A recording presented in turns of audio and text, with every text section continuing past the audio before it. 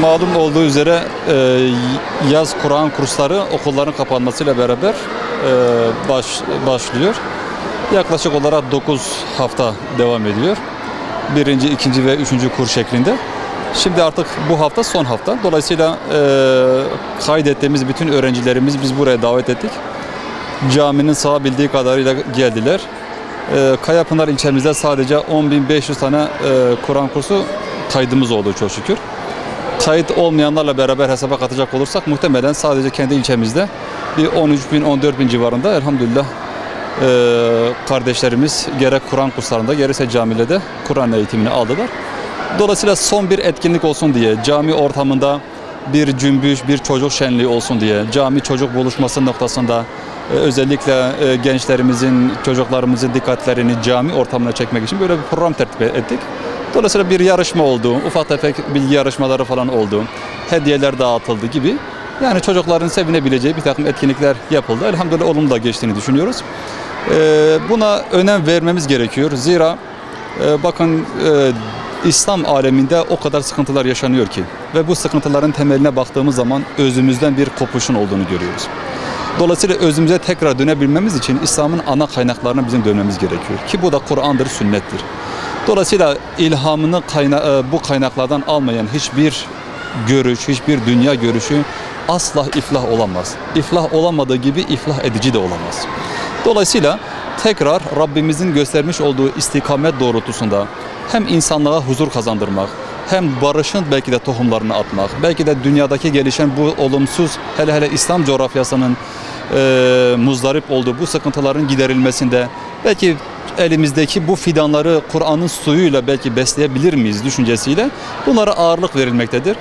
İnanıyorum ki bu şekilde ilgi olduğu müddetçe herhangi bir ön yargı taşımadan benim çocuğum gitsin camilerde Kur'an-ı Kerim dersini alsın düşüncesiyle çocuklarını buraya gönderen herkes hem kendi çocuğundan memnun olacak hem bu çocukların inşallah ortaya koyacağı davranışlarla inanıyorum ki ileride bu toplum biraz daha düzelecektir Allah'ın izniyle.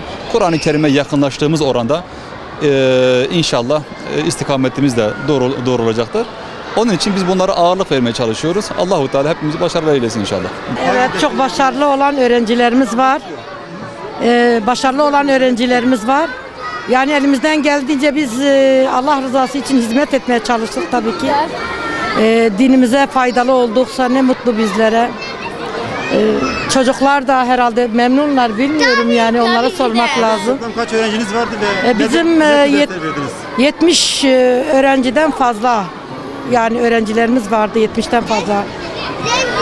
Biz Diyanet'in bize verdiği o kitaplardan birinci, ikinci, üçüncü şu an dinimizi öğreniyoruz herhalde. O kitaplardan ders vermeye çalıştık. Onlara hani bilmedikleri şeyleri öğrettik. Namaz olsun, hani diğer ibadetler olsun. Öğretmeye çalıştık elimizden geldikçe. Razı olsun hocamızdan, gayet güzel anlatıyor. Allah mekanını cennet etsin. Hocamızı biz çok seviyoruz. Herkesten daha çok seviyoruz. İnşallah hocamızın yeri cennet olur. Hocamızı çok seviyoruz. Bize Kur'an'ı öğrettiği için teşekkür ederiz. Mekanı cennet olsun. İnşallah güzel bir yere gelir. Teşekkür ederiz. Tüm öğrenciler toplanın. Hepiniz toplanın. Herkes gitsin. Hepiniz toplanın. Biraz gerileri kalmasın.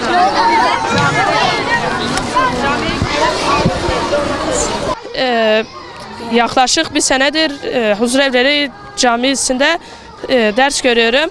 Özellikle Arapça ağırlıklı olarak peygamberlerin hayatı ve diğer fıkıh konularında da ders gördüm. Şimdi buraya geldik, birinci olduk. Çok mutluyuz. Hocalarımıza da teşekkür ederiz. Biz üçümüz birlikte fakihiz. Hocalarımızın yanında okuyoruz. Hocalarımız çok bilgilidir. İşte onlardan faydalanmaya çalışıyoruz. Allah hepsinden razı olsun. Yaklaşık 5 senedir huzurevlerinde ders görüyorum. 2 senedir Arapça dersi alıyorum. Kazandık, çok mutluyuz. Çocuklar da camilere gidiyor. Hakikaten çok istifade ettik. Yani hem ahlak yönünde, Kur'an öğrenme noktasında, ondan sonra ilgilenme noktasında çok mükemmel bir ders veriyorlar. Çok mükemmel ilgileniyor. Allah razı olsun. Biz çocuklarımıza kanaatimce böyle şeyleri göndermemiz lazım. Sadece yaz kursu olarak değil. Yaz kursu bittikten sonra devam ettirmemiz lazım. Çocuklarımızı camilere göndermemiz gerekiyor. Biz şu anda faydasını görüyoruz. Bak şu anda belki binlerce diyebiliriz. Şu anda burada öğrenciler var. Program düzenlemişler. Programa katıldık. Yani program hakikaten çok mükemmeldi. Diyecek hiçbir şey yoktu. Bu noktada kanaatimce devam etmesi lazım.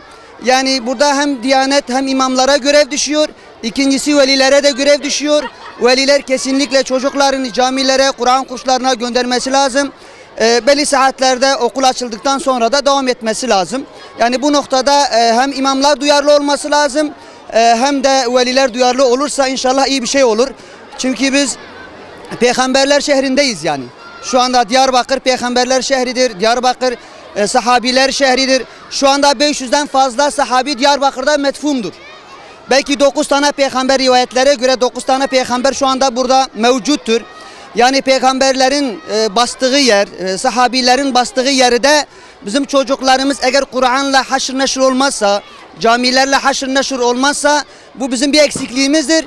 Biz buna dikkat etmemiz lazım. Veliler olarak da dikkat etmemiz lazım. Hocalar da ayrıyeten dikkat etmesi gerekiyor.